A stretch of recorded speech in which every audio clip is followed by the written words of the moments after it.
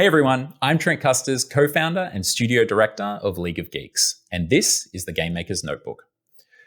Today I had a fantastic conversation with Christopher Chancey, who is the co-founder of Canadian indie studio collective, Indie Asylum, and also the CEO and creative director of ManaVoid. We discussed their 2021 RPG, Rainbow Billy and the Curse of the Leviathan. We spoke about how they went about swapping combat for conversation and how Chris and his team tackled difficult issues like mental health and representation within an RPG. We also talk a bit about Chris's perspective on the Montreal games industry and the challenges they face and what he and Indie Asylum are doing to address those. It's an absolutely insightful conversation. Chris is incredibly intelligent, has a whole bunch of experience in that region. And the journey of Rainbow Billy is one that's quite enthralling. So I really hope that you enjoy the conversation that we had today as much as I did having the chat with Chris. Please enjoy.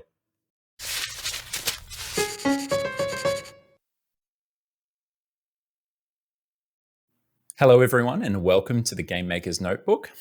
Today we have a pretty exciting episode. We have Christopher Chancey, the CEO and creative director of ManaVoid. Welcome, Christopher. Thanks for having me. You're very welcome.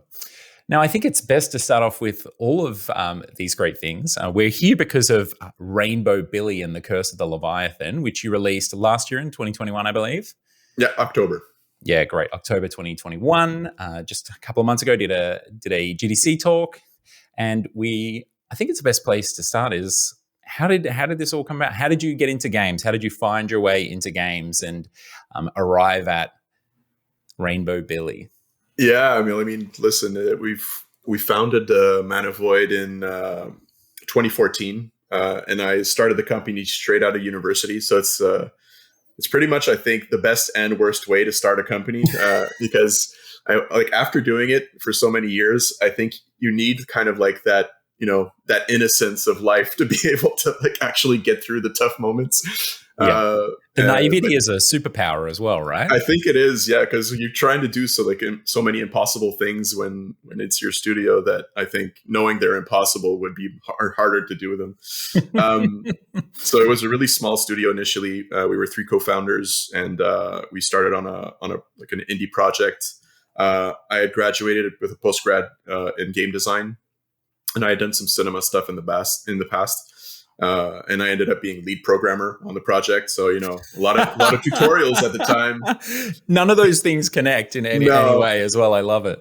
But jack of all trades. And, I really love the indie life. We had one of our teachers in school who had his indie studio. I felt really inspired coming out of university. And I basically, we wanted to do our own thing. The first game we made was a game called Epic Manager, which was a mix of sports management and an RPG. So basically you had a guild of adventurers, and you'd hire with signing bonuses and salaries these adventurers that you'd eventually bring into your team, send them out to die on the field of battle, bring back gold, and then hire better adventurers and so on and so forth. It was a management game that we'd created. I love it. And we were so naive that we were oh, well, it's just an interface game, point and click. It's going to be so easy mechanically. It's way less hard to do than an action game or whatever. Yeah, and shooting fish in a barrel, surely. Yeah, exactly. And you realize, okay, these types of games are only fun when all of the systems are coded and are perfectly balanced. I see. Yes. See, we make strategy games over here at League of Geeks, so you feel my pain. Yeah. And so Epic Manager, considering the team we were, ended up doing well. And, one of the things when we founded ManaVoid that we really wanted to take care of was marketing, so really early on, we did a Kickstarter for the game, humble success. We managed to get just enough funds to get us past what we needed to make the game. But, I think here, particularly in Montreal, you have all of these huge studios that are making video games, right? Ubisoft, Square Enix, Warner Brothers, everyone's here. But all of the marketing decisions are still taken in the UK, in Paris, and the United States. And so I feel there was a lack of talent for marketing in our province. And so we decided to kind of, start looking at market first and try different marketing tactics. And so we started with the Kickstarter, and our Kickstarter did well enough that other studios took notice. and started hiring us to do their Kickstarter campaigns. So we ended up like right after Epic Manager shipped to like, we took on a bunch of different contracts to like, market games. And so we learned a lot because, we ended up shipping a lot of games quickly in a short period of time. And I think that's the hardest thing for indies, is that you don't ship enough games. It's like every production is like 2 or 3 years. So like learning everything you need to know is really tough. But, and after that, basically my 2 partners who I was with at the time were like, we love marketing games. And I was like, well, I love making games. And so we ended up splitting ways at that point, because I really wanted to keep developing and they really wanted to focus on the service part. And so I bought back the shares of the studios, and we got on a path. I had a new partner called Pascal Nataf at the time. And with him, I rebooted ManaVoid 2.0. And the first game that we came up with was one of the art directors that had worked with him. His name is Anthony. He had this concept for, a black and white boat with a like cartoon art style, like reminiscent of the early Disney. Cuphead had just come out and done really, really well. There was no RPG or adventure game in that style. So we're like, okay, well, let's try it out. And we essentially made an early prototype, went on Kickstarter, did all right there, and then so on and so forth. It's kind of a crazy story, but started out in 2D, became 2.5D somewhere down the line because we wanted more exploration opportunities. Feature creep always happens. Suckers for punishment, just like the Epic Manager game as well, right? Exactly. I never learned. Yeah. So we got some funding from the Canada Media Fund, and then won a few awards, and then we interested Skybound Games. Like Rainbow Billy is very much a game made for everyone, but it does have kind of this childish aesthetic to it. So we thought it was really funny because Skybound owned the IP for The Walking Dead. So my publisher was the publisher for The Walking Dead, who was kind of like financing my Uber like rainbow cartoon game. It was kind of awesome. I did cock an eyebrow when I saw that, and I'm like, is this something here? Is this like a Frog Fractions thing that I'm going to get into it, and it's going to actually be like some hectic, mature video game beyond this kiddie aesthetic? Yeah, well, I mean, the game does delve into a lot of mature themes. Yes. I think there's a lot of there's some heavy dialogue, and I think we don't shy away from a lot of subjects. But yeah, I mean, and then the game shipped in October, and now we have 3 new IPs in the works. The game is the team is scaled. We're about 30 now, and chugging along, making indie games and living the dream. It is the dream, isn't it? I actually just before we continue, I have to say, I remember when we did our Kickstarter for Epic Manager at the time in 2014. I think Armello had just come out of Kickstarter, and I remember it had done well, and I remember looking at it and trying to analyze why it had done well. And so indirectly, I feel like I learned from you early on in 2014. Thank you so much. Yeah, it's I guess it's why you are where you are today, really. Let's be honest. Yeah, absolutely. It all comes down to you. No, thank you. I find it so fascinating, and especially around that time, I feel like you and I and our Kickstarters, we came around right at the end of that bubble, just as it had kind of bursted. There weren't $8 million Android gaming platforms or, huge projects or anything like that. But we were still able to get something out of it. The community was still there. And it's amazing that it's still kicking along in the background. Like Kickstarter doesn't get the media attention that it once did. We're not seeing the articles written, but it still is like a pretty viable funding platform when you look at the numbers for especially indies of our size as well. I think it's also a trust thing, initially, I think it was kind of the Far West on Kickstarter. I remember people would never shipped a game before, raising $500K, $1 million, for their MMO. In 2012. But then I think around like you say, 2014, 2015, enough of them had not shipped that I think, the glow of Kickstarter was suddenly kind of fading. And now today, you'll see success stories with proven teams, people that have a community and kind of a track record, because then you have the trust of the backers that are you've delivered before. Rainbow Billy was our second Kickstarter with ManaVoid, but I mean, like I said, we've shipped 6 Kickstarters now, working with other companies. So we know, we have a community of people who know that we do Kickstarter well, and I think like they always trust that that will deliver the product when like however early we might be on Kickstarter, they know that they're going to get like a high quality project at the end. And I think that's the clincher now to be able to get the funds you need.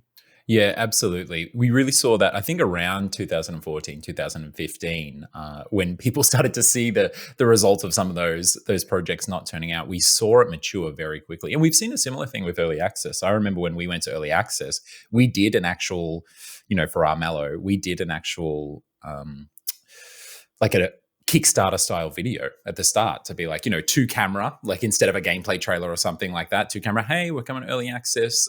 You don't have to worry. We're going to finish the game, which sounds like a crazy thing to say these days. But there was that real skepticism, like games are just being left, sort of on the beach in parts at the start. I remember, talking to Valve about it and the struggles they had sort of getting that happening, getting it off the ground. But it doesn't take long for it to mature, and both on the developer side and the community side. But I think as an industry, indies, like, I think we're only 10 years in, to be honest. Like, when you think about it, like the barrier to entry to become an indie developer was pretty much when Steam came along. Yeah. So, like not having to pay hundreds of thousands of dollars to be on the top shelf at Walmart or whatever, that kind of helped us a lot. And also like the engines became free. Yeah. But when everyone who spun off a studio didn't come from like an administrative or like a finance background. It was like really passionate game designers, artists, programmers who have no fucking clue how to run a business, which is kind of crazy. And I mean, it's normal that you overscope. It's normal that you don't know how to manage funds. Like you've never done it before. So I think those early days of Kickstarter are kind of like, well, it was like the kind of like the Blockbuster days where you would trust an auteur to be able to make a video game, and it was all about the art of it. And I thought that was really, really awesome. But at the same time, like there was a lot of people who ended up just, fizzling out because mismanaged funds, not understanding like how to like write HR practices. And these issues are still prevalent today. And I think they're even worse in some ways today because they've reached, like bigger studios. Like a lot of people who are promoted within don't come from necessarily administrative background, end up in leadership roles, and sometimes do like a lot of damage to our industry. And I think, that's part of it. We need like to collectively get better as, companies and like the managerial aptitudes need to get better, I think, in our industry in general.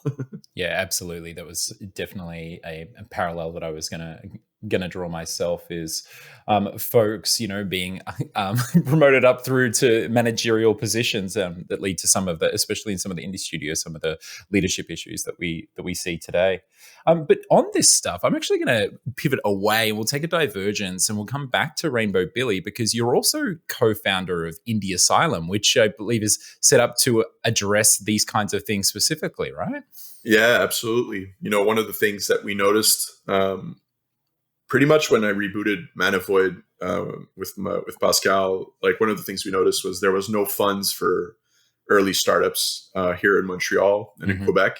And I think, there's 15,000 employees in Quebec now. Like, all of the big studios are here. And so you have like this raw talent, and you have a lot of people who want to make video games, like indie video games, who want to start studios. They just don't know how to. So we developed a boot camp for entrepreneurs associated with a university here in the province.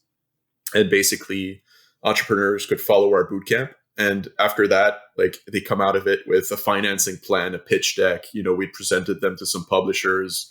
They had like everything they needed, a solid marketing plan.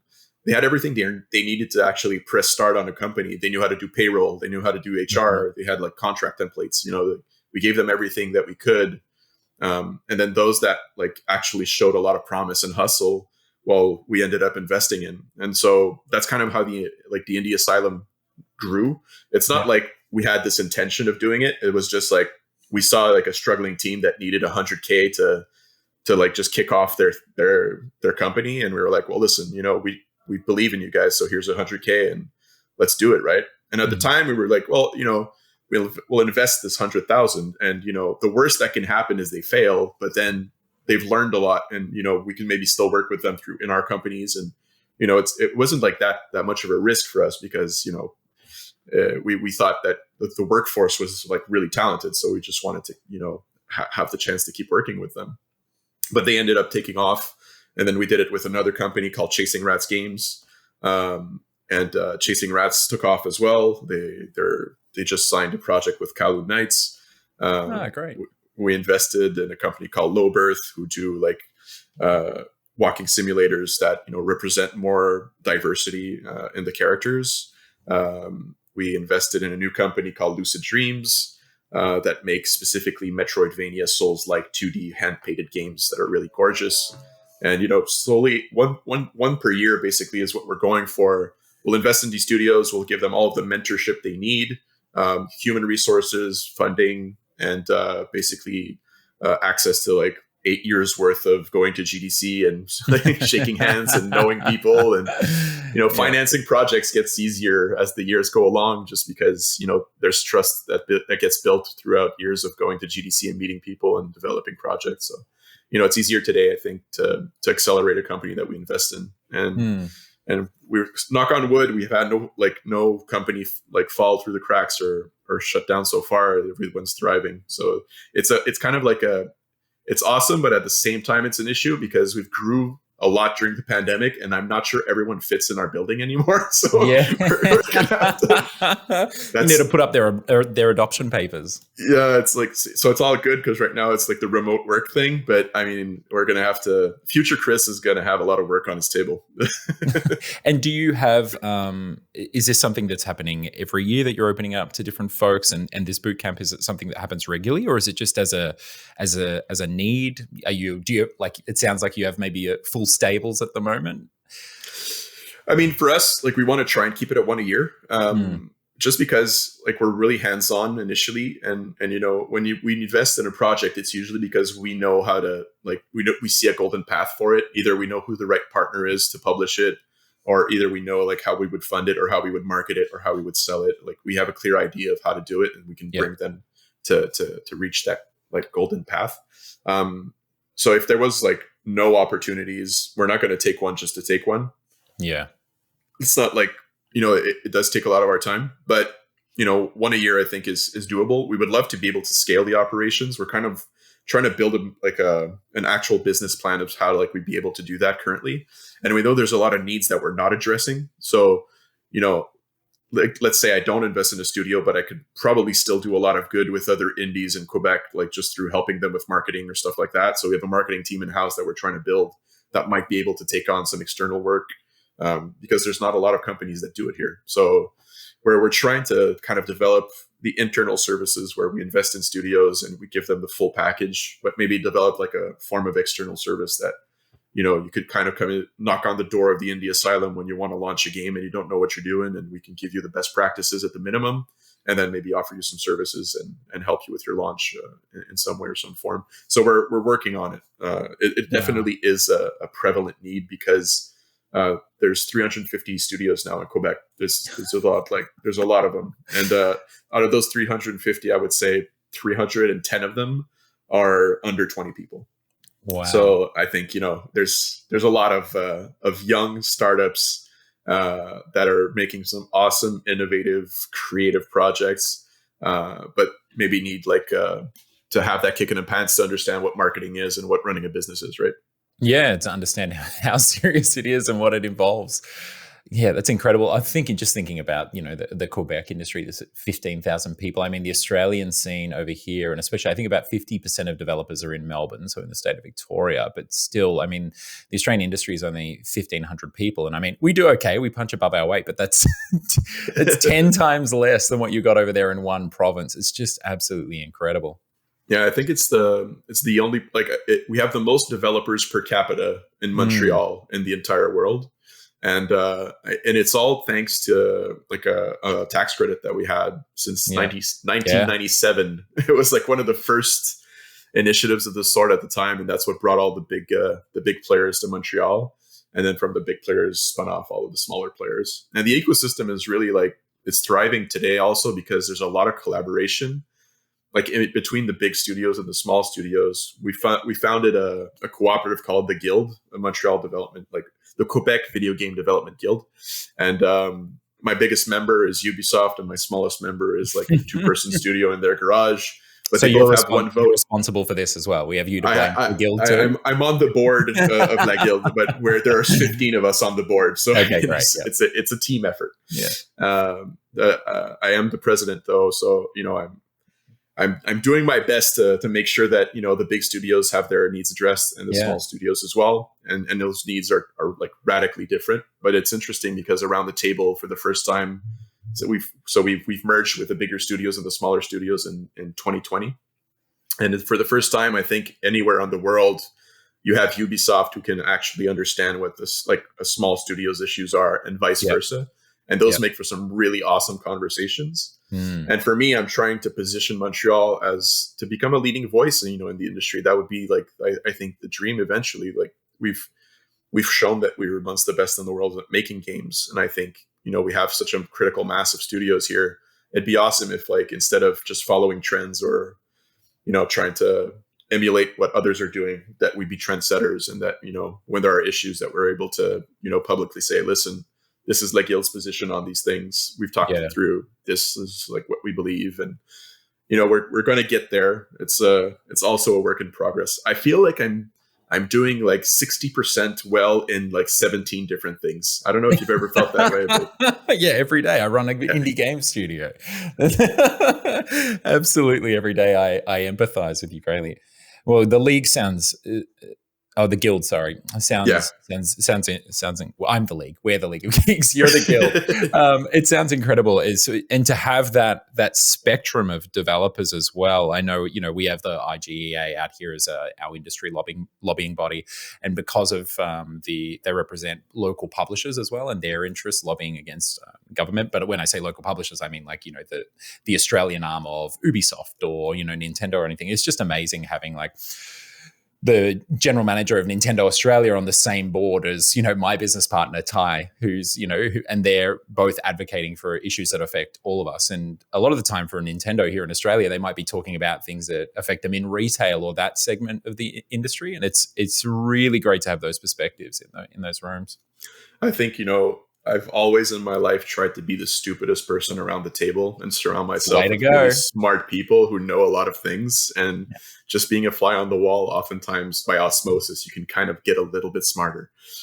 So I think that's definitely the way to go. Sharing is the best. And like I was saying earlier, I think, we ship like as an indie studio, you ship a game every 2 or 3 years, and that's not enough to learn what you need to learn to be able to, do production well and like sell games well. So I think by sharing the best practices that you have with other studios and vice versa, it allows us to all ramp up collectively and kind of do better. And this is really unique to our industry. Like if I was selling shoes against like another company selling shoes, we're fighting for the same local clientele. Mm-hmm. It's harder to collaborate than it is like in video games, where like 99% of our like the funds that we generate are all exportation, right? So it's like we're not fighting locally for like for clients. And even in this, like there's so many different genres, demographics, age groups, like there's so many different themes and different types of games on different platforms that you never like end up making the same thing as someone else. And so no one's really competing. So why not just share all the information and thrive together, right? Yeah, I remember when Nath Gary had first spun up Annapurna Interactive. He said, "Hey, come to GDC and let's have a chat about what we're doing. We've got this new thing going on." And we went and we met, and he had some of the crew from the film side there with him, sort of shadowing him around. And I'm not sure if they went on to join the interactive side, or if they were just there sort of getting a vibe for things. But I remember when we sat down for the meeting, it was like their second day of GDC or something. I said, "Oh, how are you finding it?" And they were just blown away that they had walked into rooms with like 1,000 developers or 500 developers, and someone is up there from Ubisoft being like, "Here's exactly how we did the AI pathfinding in this game," or something, or "Here's all of our trade secrets," or just on the floor, someone would be like, "Oh yeah, I'll give you those marketing numbers," or whatever. They were like, "This is wild. I don't know who you people are or what's going on here," but it always amazes me when we have people from out of industry, because just like you're saying, is much needed. We hire folks from outside of industry to come into positions that they're that they're more experienced for. So, for example, our talent specialist, she's absolutely absolutely fantastic. And, but she was never in games before this. And it's just amazing to see people's reaction to our industry and how collegial it is, I guess. It's really great. Yeah, and that might be like kind of the upside of having no managerial aptitudes. It's that you share everything with everyone all the time. Yeah, that's but it. Agreed. Like there's nothing to lose by sharing. I think collaboration is the key. And I think, right now when you're looking at the industry, you're seeing all this consolidation happen where a lot of bigger studios are buying the medium-sized studios, and medium-sized studios are buying small studios, and so on and so forth. And I think part of that is just it's oftentimes people that have been already collaborating behind the scenes, and you never knew that this small studio had done all of the AI for this game. And the collaboration has been there for a while. And I think more and more the industry keeps growing, but I think we're not churning out developers at the same pace. So I think you'll be seeing a lot more co-production in the future, and I think that's a positive thing in some form. Yeah, I completely agree. Well, hey, Rainbow Billy and the Curse of the Leviathan, Rainbow Billy and the Curse of the Leviathan. For all of our listeners who may not have heard of this absolutely wonderful, I would say hallucinogenic, almost acid trip of a game, but it's not that at all because it's so for kids. In a way. In a way, yeah. Why don't you give us the elevator pitch? Absolutely. So Rainbow Billy is a 2.5D adventure RPG where you play this child named Billy who ends up in a world that's devoid of color. The Leviathan has taken it all away, and basically it is up to them with friends, to go on this adventure on all of these islands and discover how to recolor them piece by piece. So, the design of the game initially was very much adventure RPG and black and white aesthetic reminiscent of early Disney. And my art director was very adamant that he wanted to have this black and white part of it. And I was like, I don't think a black and white game is going to sell. I don't think a black and white game for 20 hours is a thing, right? So I think people are going to get annoyed with it. So I said, let's compromise and say, let's start in black and white and then bring it all the way back into color. That would kind of became the protagonist's objective, right? So the game started off like that. And then we had all of these RPG mechanics that we brought in that we tied up around color. So the game is all about empathy, basically. There's a lot of characters, and all of the characters you meet up have also been robbed of their colors. And by dialogue, we made a non-violent game, a non-violent RPG, which is a challenge to do. By dialogue, basically, you understand which colors people need. And on your team, every time you collect a friend or a creature, they have a specific color. And then by using them to recolor the people on the other side, you're able to bring them back onto your team and then to move forward with them on your roster. So that was kind of the idea initially. And yeah, throughout all of that, a lot of the narrative kind of built itself around gender identity and, just celebrating the uniqueness of different types of people. And so we leaned into it because the community was resonating with that. And, we wanted to tell stories that have never really been told before. So, Billy is a non-binary character, and, writing for that was definitely interesting and a challenge. And we talked with a bunch of different consultants to be able to represent that the right way with the right, make sure that we were representing that community as well as possible. And we're really happy with the reception so far. The Metacritic is over 80, which is always a good thing. We're 95% positive on Steam. We made streamers cry. And I mean, that's definitely a dev achievement for me. And, we're really happy with where the game is at. And as an indie studio, also, I got to say, thanks to Skybound and their help with the project, I think this is the first game that I've ever made that is the full vision of what was intended initially. I'm sure sometimes you need to cut corners here and there to be able to get through.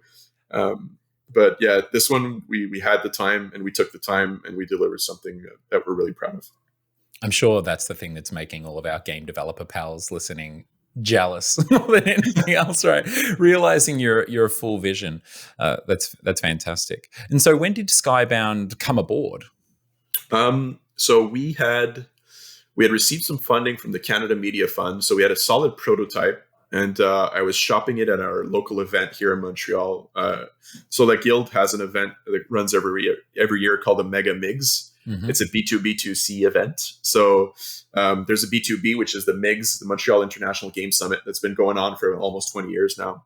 And then the Mega it's been around for 5 years, is the Montreal Expo Gaming Arcade. And both of them are basically at the same time. And so all of the publishers around the world come to Montreal to speak with devs and to see what's coming up.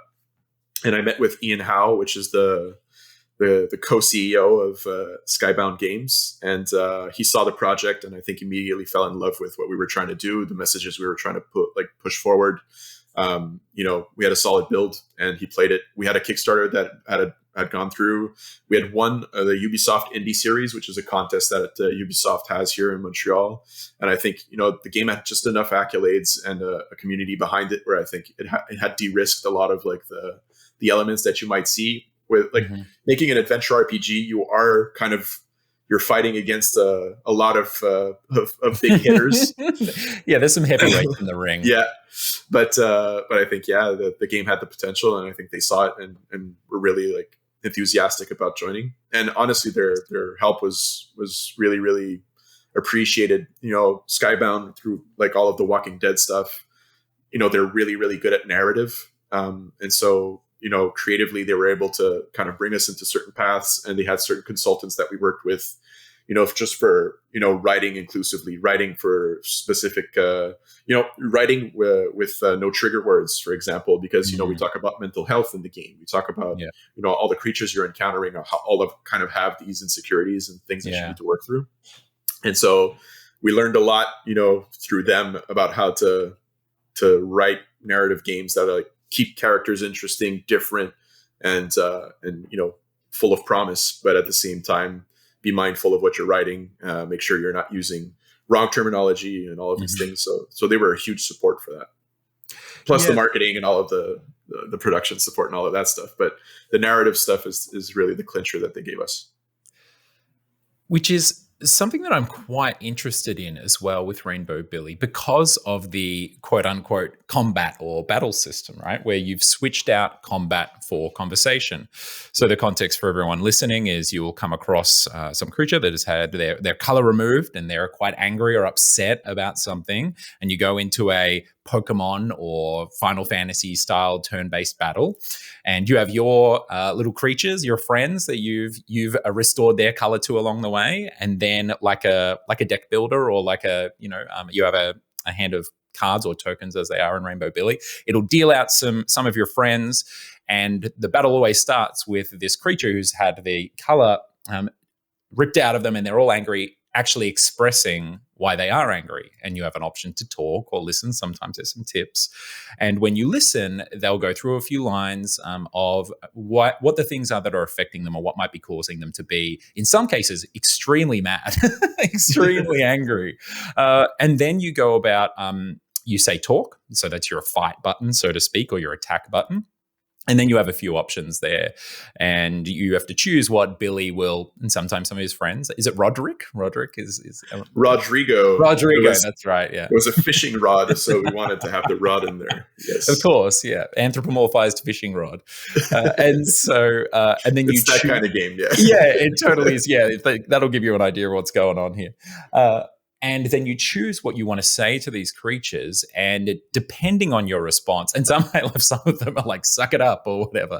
But as you might assume, that's not the best thing to say to someone who's having a tough time.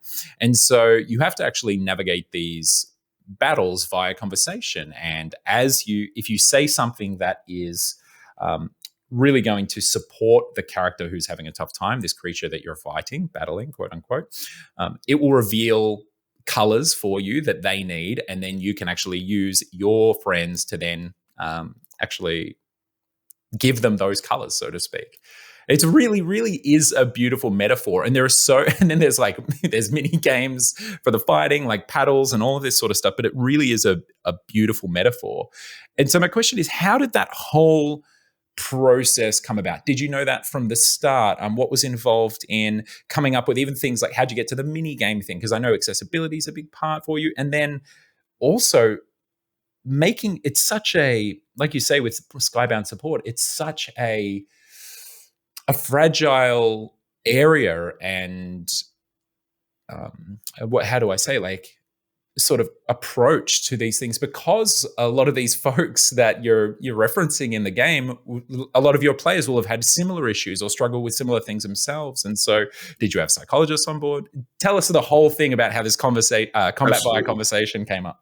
So, I mean, like, initially, this was not the plan. We were making an RPG, but I read an article by James Batchelor from GamesIndustry.biz in 2019 that said that only 17% of games that were shown at E3 that year were nonviolent. I remember that article, and that had struck me as low. And I think, also, I teach in different schools. I do a lot of things community wise here, and I part of me just wanted to be the change I'd like to see in the industry sometimes. And I think also video games as a medium is very, very new. There's still a lot of things that we haven't, we're still scratching the surface of the potential of what games can be. And I think really quickly we pigeonholed into the white action hero shooting things and exploding cars and stuff. And so that's cool. And I love those games too. But there's enough of them. I wanted to tell another type of story. Yeah, let's try something else maybe. Yeah, and then, I think also just a nonviolent RPG, there's not a lot of examples out there. I think one of the examples that inspired us was definitely Undertale and what they had done, with the pacifist runs and all of that stuff. So we were like, okay, well, let's give ourselves this design constraint. Let's say we wanted to make the game nonviolent. How would we go about it? And honestly, the game, had already at that point, narratively, we were kind of leaning into the more left stuff, where, the game is very much a reflection of our studio in terms of values. Yes. And so for us, it was kind of, okay, well, a no-brainer. Of course, it shouldn't be violent. It would kind of anyways go against the narrative that we're building with the game. So that then became the constraint that we were going to work around. Initially, the game had a match 3 system where you had to match certain colors that would be your colored mana that would kind of recolor the creature. We tried a lot of different really fucked up things that didn't end up working.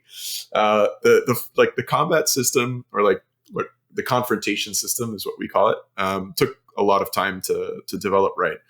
But once we were certain that we were going to recolor the creatures, we knew that at that point there was going to be some form of dialogue, because we wanted each creature to feel unique in the game. Mm-hmm. And then it was just a question of tying dialogue to what they needed to kind of receive to be able to be recolored. And so that's where that idea started coming about. And then the mini games is, I'm a big fan of RPGs. I've always been a big fan of RPGs. I have Final Fantasy VII tattooed on my arm.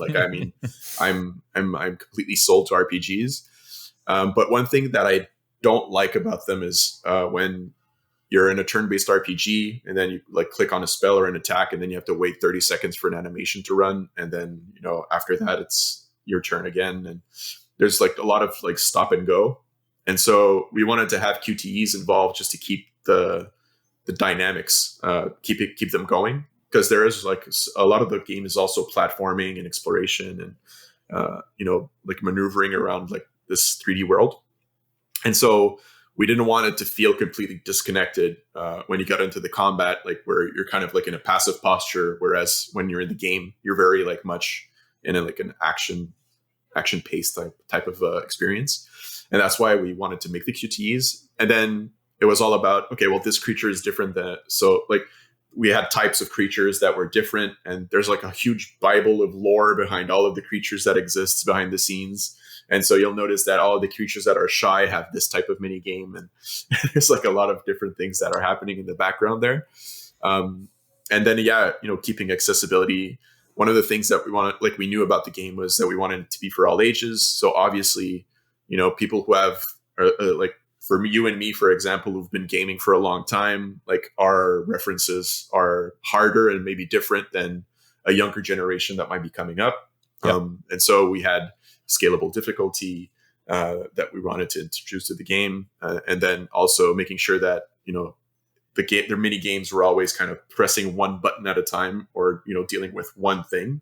Mm-hmm. It does get challenging as the game goes along. I still miss parts of mini games. It can be tough, but yeah, we wanted it to feel fair, and I think we did that. And the benchmark was my wife, who's not a gamer at all, who basically managed to get through the game. So she would try something, and as long as she was having fun, I knew we were on the right path. Yeah, great. And so I ended up talking with James Batchelor like years later. He interviewed me for this, fantastic. And he was like, "Oh, dude, that's awesome that my article kind of like, I think." And this is a message to all you video game media out there. You don't realize the power you have. Like we listen. We're there. We read everything you guys do. We certainly do. And are you starting all your interviews with how the interviewer is an inspiration to you, or it sounds like a tactic of yours, actually? No. I think you can find probably a bunch of interviews online where I mention James's name, so that this one is a fair one. You can back it up. Yeah, and he releases that E3 thing every year. It's another article. He goes up. This year was 19%. We're 2% up, folks. They do one for gender representation in games as well. I remember seeing that one. So writing this dialogue and creating these characters, you mentioned Skybound provided support in with the writing and everything, but you're tackling very serious topics here, which some would say they're not for a random game developer to just tackle without any support or the proper advice and expert consultancy. So how did you go about that? Yeah, so we did hire a bunch of consultants. It started with like Billy being a non-binary child. We were like, okay, well, how does that manifest in children? We have no clue. Like let's just make it up. Yeah, I'm like a white dude from the suburbs. I have no fucking idea. So, but at the same time, I think one of the things that like we don't like seeing either is, oh well, I'm not a homosexual, so I'm not going to put homosexuals in my game because I don't want to misrepresent the community. It's like, no, you can just talk to the community and like have maybe a consultant tell you, and not like sublimate a whole like community of people from your game just because you're afraid of tackling a subject, right? So that's I think what's one of the things that we really wanted to do was prove that you can talk about like these things that no one wants to talk about. It's a bold stance, I think, in some way, and I understand why a lot of people wouldn't want to touch certain subjects, but at the same time, it's important to do so. So, we surrounded ourselves with consultants, and you'd be surprised at how like happy they are to help, to kind of, just add that bit of diversity and representation in games. I think as well, when you tackle that, even if you aren't that identity that you're including in your game, when you do step out and you do tackle that, and let's say, especially if it's an identity that is not well represented in the creators in whatever medium. So let's say in game development, if there aren't a whole bunch of creators around to actually put themselves into these games, when someone who is not that person actually takes the right steps to do it correctly and then puts that identity into their game, and then it's actually represented for people who are coming up playing games to see, and they see themselves in this medium and they see that they belong, then hopefully the impact is that they know that there's a place for them and they can embark upon the path. And so that there are these people there are people of all different genders, identities, religions, backgrounds, and everything, to be able to express themselves and further that representation. So I totally understand. Absolutely. I think it's important, and I think it's hard to understand like the scale of how it can be important. Mm-hmm. And again, like, I'm a white dude from the suburbs who's married to a woman. So, I mean, I know that I don't know, and I think that's kind of just, if you start from that stance and you surround yourself with the right people, I think you're able to tell some really awesome stories. Yeah. I've learned a lot, I've learned a lot through, this experience of making this game. And I think it's made me a better developer in person. I'm glad that we've gone through this experience and that, hopefully there'll be more Rainbow Billy stories in the future where we might explore in the teen years what that could look like. Fantastic. You heard it here first, folks. But I mean, the other thing also that I think is important to say is we weren't trying to be preachy about it. Like it's not like you can tell our values as a studio, I believe. And I think anyone from those communities will, I think, feel in some way represented through the dialogues and through the stories that are in the game. But if that's not your bag, you'll have fun playing the game regardless, and you can finish it and get something out of it. I mean, the layered story, you know, you don't really understand what's going on throughout the entire game until you look at the credits. And in the credits, we roll like a bunch of photographs of different moments in the games and what they actually represented. And I think then that's where everyone kind of starts crying. But so I think, you know, if you've made it to that part, you've probably enjoyed the game, and you know, it might have gone like 20 feet over your head. Like it might not be something that you realize, or might not be something that you're sensitive to. But then maybe still just the fact that in a video game, instead of like attacking and defending and, you know, trying to hurt someone, just the fact that you were trying to talk and say the right thing, and that you're encouraged to say the right thing through the game's mechanics. Well, if there's just a little ounce of empathy that you have more at the end of the game, then I feel like that would be like the greatest thing that ever happened, the greatest thing I would ever have done as a developer. And I think that's where the team, I think, really takes all of their pride from, is just seeing people react well to the game, and just, you know, a lot of the communities that we ended up talking about kind of rallied around the project as well. And that's super heartwarming, because there was still always that risk, right? That, you know, we didn't hit the mark, or that, you know, we didn't say the right thing. But just, you know, having that support in the end of the day is also something that we're super proud of. Yeah, it's such a powerful medium, and, you know, the interactive nature of what we do. I mean, video games aren't out here making people violent, but there's absolutely a chance that they can make us more empathetic, that they can. I was actually just playing Rainbow Billy and sitting there and thinking about parents with their, you know, like their 8-year-old kid or something, sitting there playing it together. Have you had much? Well, it's a silly question because I imagine you've had a bunch, but tell us some of the anecdotes from families, or do you have kids, Chris, or your team, or? We do have people on our team who have kids, and that really love the game. I think, you know, the colorful characters was definitely something that kids rallied around a lot. I know a buddy of mine has a kid, and was saying, like, you know, as a father, I feel like this stimulates some really interesting conversations that, you know, you might not have, you know, generally. So I think that was really cool to hear. There was one person that told me that, you know, his daughter was extremely shy, and one of the characters in the game was extremely shy. Mm-hmm. And then she said, "Oh, like I'm exactly like this character." And then you could see her kind of light up and then open up about, like, the father said, like, "Why are you shy?" And I kind of gave them that opportunity to dialogue about, like, maybe some issues that she was going through. So I think that's really awesome. That's also special. Yeah, but I mean, again, we weren't trying to be preachy about it. We just kind of wanted to create, like, these really diverse characters. And at the end of the day, we're all insecure. We've all gone through some shit. I think, like, through the 60 creatures that are in the game that you can talk to, everyone kind of is going to rally around a few that are like, yeah, that I've been through that before. Like, it's not easy. It's like that I'm in this photo and I don't like it meme. Yeah, exactly. and then you feel represented in a game, and it might hit you a different way after that. Have you thought of any applications, or have you been approached in any way for this as a learning or a dialogue tool in particular settings? Or, you know, I know that there are schools have game programs and things like that.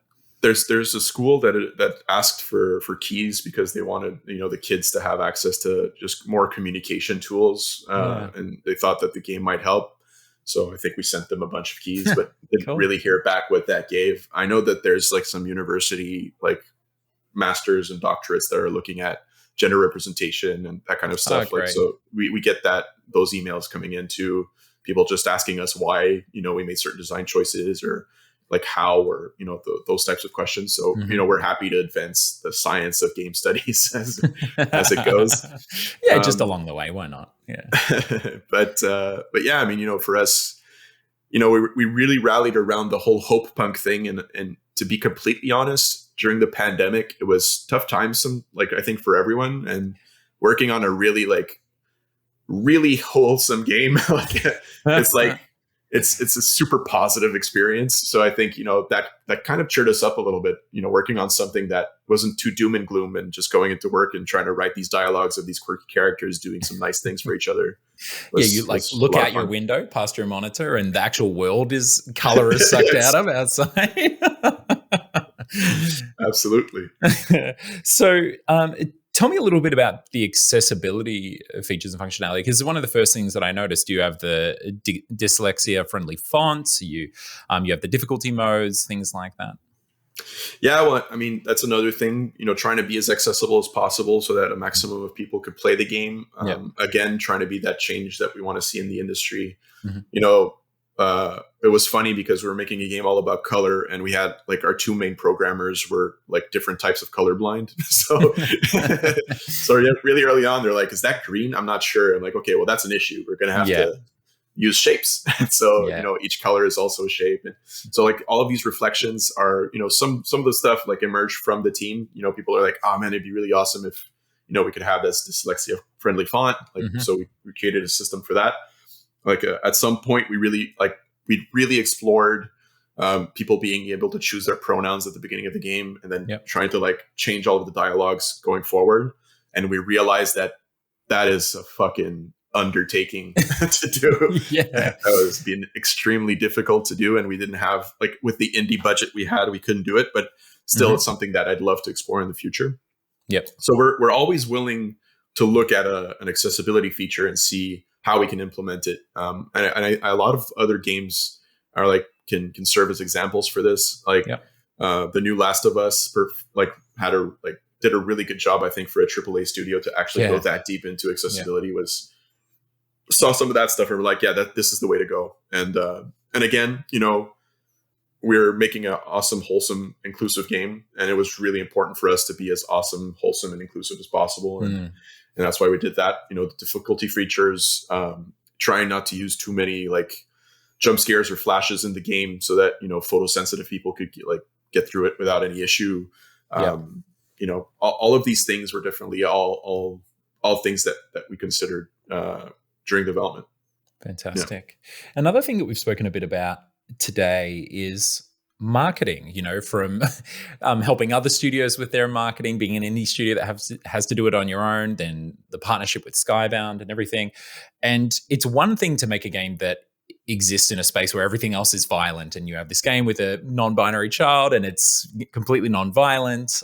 It's very colorful, has this kiddie aesthetic, and the things actually taking up the limelight of The Last of Us, or whatever they may be. We know what the industry is like across that spectrum.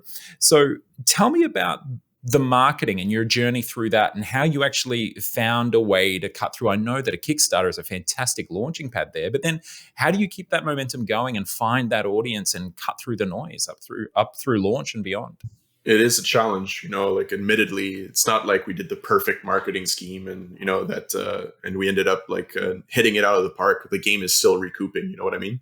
Yeah. So I think in some way we've learned a lot in marketing, just in terms of working with a partner like Skybound. You realize how deep it could go, like on all of the content that we did. Like we did a lot of dev interviews. We did a lot of, different types of trailers. Did one for like an E3 showcase, and then wholesome direct, and you realize okay, there's all of these festivals, all of these events, all of these things that you can always be doing. And so we always tried to be present, always tried to be part of everything that's going on. I think that's the first thing.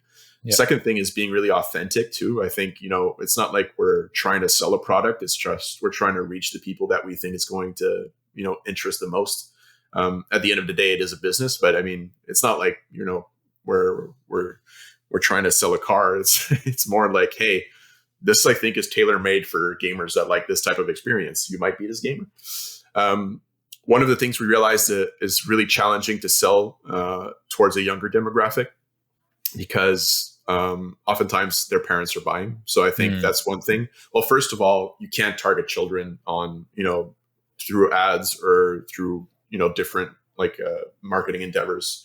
Just legally you cannot, and so that makes it a little bit challenging to reach kids. And then parents, I think one of the mistakes we might have made is having physical copies at launch, because I think parents don't yet understand how to buy a game on the Nintendo store or on Steam or on whatever. And so they saw, I got a lot of emails of people who were like, hey, this game looks awesome. I want to buy it for my kid. How do I do it? Yeah. I'm like, well, help. Yeah. Here's like the buy now page. And, depending on what console you have, just select that. And then, it'll bring you to the page directly. You're able to buy it and she'll be able to play it, or he'll be able to play it, or whatever it is. But, that teaching how to like buy games online is something that I didn't think was going to be a big issue. And it ended up, we didn't optimize our launch in that sense, because we're coming out with physical copies now, but at launch, it would have been cool to have them and kind of do the whole snowball effect over there. Yeah. But I do think, that people are tired of having doom and gloom experiences as well. The fact that we were like radically different, and, there's a whole movement called Hope Punk movement. Yeah, and, you said it before. I've never heard it. Yeah. Hope Punk. Give us the TLDR. Well, I mean, it's a term that was recently coined. I mean, it's not like we need it right now. Right? Yeah, well, I think it's this. There's so much content out there that's like, dark and gloomy, that, just being radically positive today is a punk move. It's like it's kind of going against the grain. It's very anti-establishment to do that these days. And we love that. For us, we do feel like punks in a way, like trying to just make the most wholesome, positive game ever, while everyone else is still like doing the fighting stuff. So I think that really put us on the map, because suddenly you had like this fresh breath of air in terms of a game come out where you could just kind of zone out and not feel stressed. And there's enough stress outside, and you just put it on and suddenly be transported to this world where you can just be a good person. And I think that helped a lot of people. Yeah, man. I mean, we did a lot of plushies.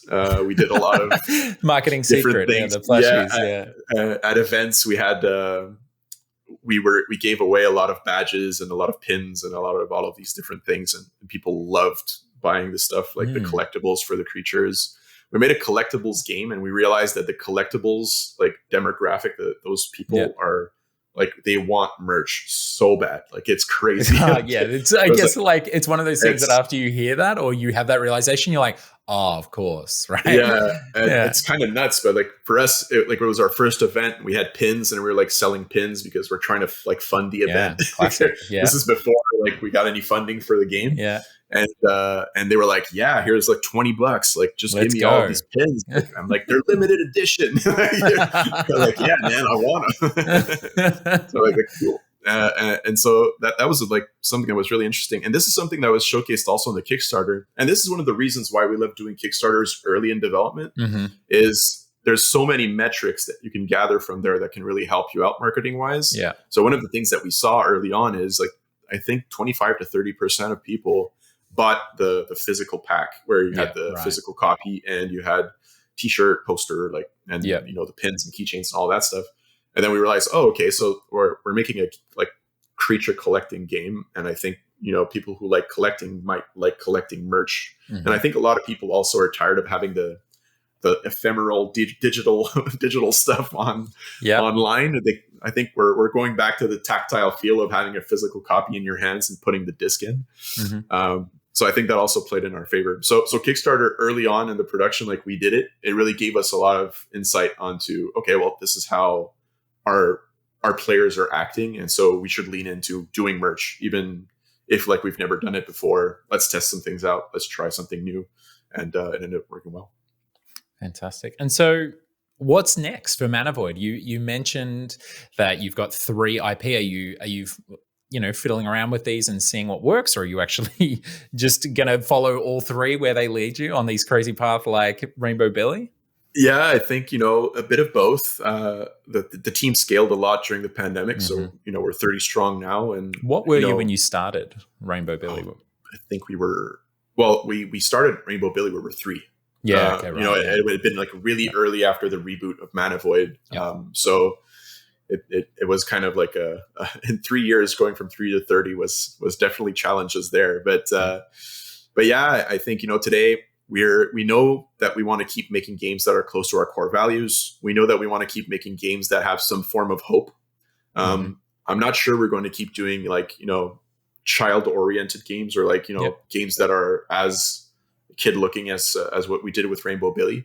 We're exploring some different genres as well right now. So one of the games that we're working on is a city builder. Yeah. We're working on some narrative stuff. Yeah. So there are other projects undisclosed that are going to be coming out. But the through line for ManaVoid is always going to be that there's some form of hope at the end of the tunnel, and that's what we want people to come out of by playing our games. Well, beautiful, Chris. It sounds like almost everything that you do, whether it be teaching, whether it be the Guild, whether it be Indie Asylum, or the games that you and your folks over at ManaVoid are making, there is some hope at the end of the tunnel, that it is absolutely inspired by that. It is. And, for any dev listening, big or small, there is always hope at the end of the tunnel.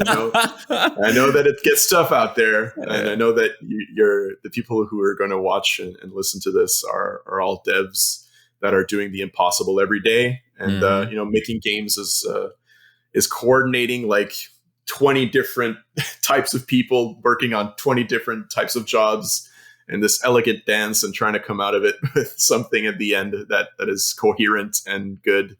And, I applaud anyone who does that. So yes, there is hope. There is always hope. And you can always change something in your life, and everyone is responsible for their happiness.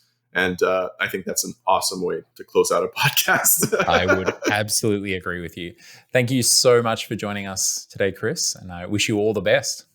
Thanks for having me. And again, I loved Armello, and a big fan of everything you guys do over at League of Geeks. Thank you so much. Well, we're not working on 3 things, but working on 2 new things. So you'll find out soon what they are. Good. Thanks, mate.